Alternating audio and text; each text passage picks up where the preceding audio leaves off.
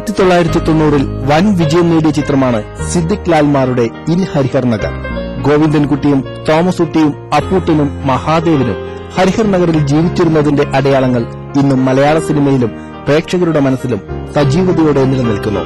ഹരിഹർ നഗർ എന്ന് കേൾക്കുമ്പോൾ തന്നെ ചിരിച്ചു തുടങ്ങുന്ന പ്രേക്ഷകർക്കായി സിദ്ദിഖ് ലാൽമാരിലെ ലാലാണ് ടു ഹരിഹർ നഗർ എന്ന രണ്ടാം ഭാഗം ഒരുക്കുന്നത്.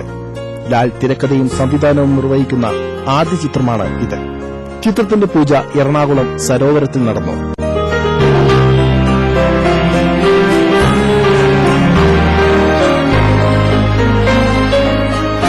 മുകേഷിനും ജഗദീഷിനും സിദ്ദിഖിനും അശോകനും ഒരുപോലെ താര ഇമേജ് നേടിക്കൊടുത്ത ചിത്രമാണ് ഇൻ ഹരിഹർ നഗർ.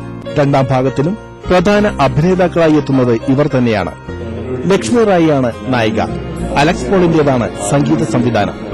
ഏകാന്ത ചന്ദ്രികയുടെ പുറകെ സിമ്പിൾ ഡ്രസ്സുമായി അലയുന്ന പൂവാലന്മാരെയാവില്ല ടു ഹരിഹർ നഗറിൽ കാണുക.